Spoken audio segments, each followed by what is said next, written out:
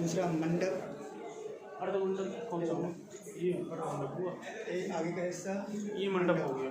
उसके बाद है महामंडप, अर्धमंडप, मंडप और महामंडप। इसके बाद अंतराल, अंतराल के बाद हाँ, गर्भगृह।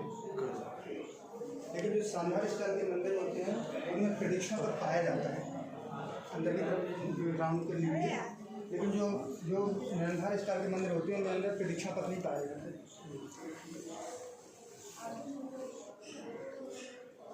यहाँ पर सर सीलिंग कार्विंग देख सकते हैं, lotus flower ceiling carving photo आती है। और यहाँ पर पिलर की तरफ देखेंगे तो एक व्यक्ति जैसे 4 हाथ बने हुए हैं, दो नीचे की तरफ दो ऊपर की तरफ। इसको बोलते हैं कीचक।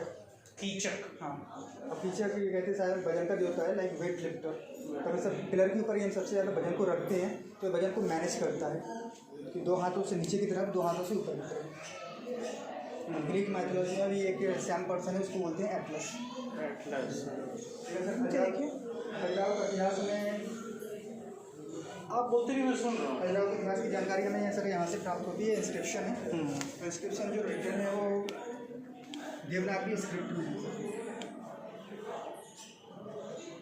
जैसे हम यहाँ पर पढ़ सकते हैं, ओम नमो भगवते वासुदेवाय। तो जैसे जैसे आप शब्दों को अलग करेंगे तो पढ़ सकते हैं।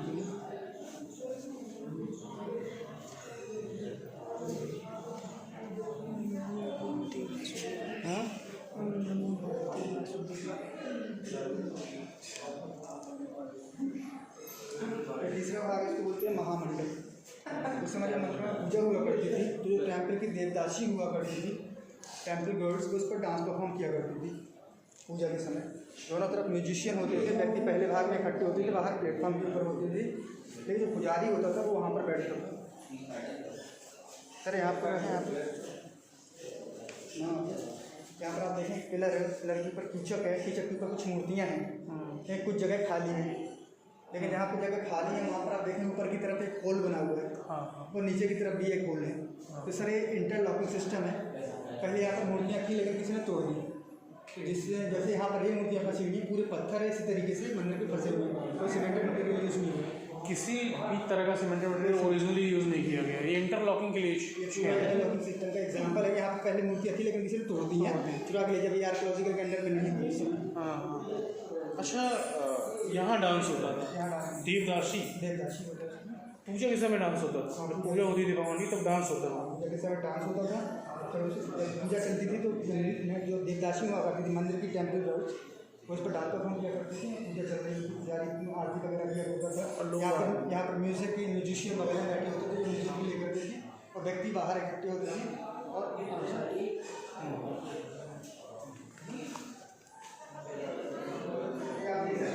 चौथा भाग इसको बोलते हैं अंतराल। अंतराल यानी डिस्टेंस, पृथ्वी लोक और स्वर्गलोक के बीच का जो अंतर होता है उसको अंतराल बोलते हैं।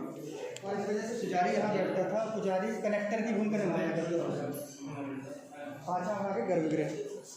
गर्भगृह मंदिर का वह स्थान होता है जहाँ मंदिर का प्रिंसिपल देवता पाया जाता है, उस मंदिर को डेडिकेट करता है। तो इस मंदिर के प्रिंसिपल देवता है भगवान विष्णु। तो आप जैसा के अंदर भगवान विष्णु की प्रतिमा है, उनके 3 सर बने हुए, 3 हेडेड विष्णु। एक उनका नरसिंह का है, एक वराह का, बीच में भगवान विष्णु का रियल फेस है। नरसिंह और वराह, नरसिंह का इस तरफ और भगवान विष्णु के सर के पीछे आप देख सकते हैं छोटे छोटे गोल्स बने हैं। एक्चुअली आप कंधे के पास देखेंगे तो वहाँ पर एक दफ्ती लगी हुई है, क्योंकि पीछे थोड़ा गैप दिखा। तो शाम उस समय पूजा के समय पुजारी अंदर जाता था, साथ लैंप रख देता था सर के पीछे, तो होल्स के द्वारा लाइट बाहर आती थी। तो शायद भगवान विष्णु का जो ऑरा होता था वो सुंदर दिखाई देता था। भगवान विष्णु का बैकुंठ रूप की जब आने जा रही है तो 2 बैकुंठ में 2 गेटकीपर भी थे, जय और विजय। पार्षद गेट थे।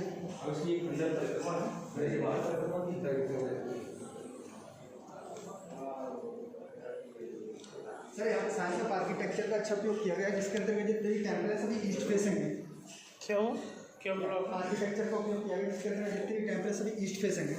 तो लाइट वहाँ से आती, लाइट इस पर पड़ के इसका रिफ्लेक्शन सीधा मूर्ति के ऊपर जाता है। तो आप देख सकते हैं पूरा प्रकाश आप देख सकते हैं। लाइट का यहाँ से रिफ्लेक्ट हो गया है ना, इस चबूतरे में टकरा के जा रही है लाइट। वहाँ तो कोई सारे मंदिर ईस्ट फेसिंग है। सभी जो बड़े मंदिर है सभी ईस्ट फेसिंग है, छोटे छोटे मंदिर हमने वो कर दिया। सामने वाला मंदिर है, छोटा है तो इधर से भी लाइट आई तो यहाँ से रिफ्लेक्ट होकर अंदर जाएगी, है ना। इधर से भी सर उस समय जो मंदिर है, कोई बिल्डिंग बनती थी तो 3 चीज़ों को ज़्यादा ध्यान दिया जाए। Inside of the temple of building should be full of light, full of air and full of temperature. बिना इलेक्ट्रिसिटी की आप पर्याप्त लाइट देख सकते हैं। यहाँ पे वेंटिलेशन के लिए इस प्रकार की बालकनी बनी हुई है और गर्मियों में टेम्परेचर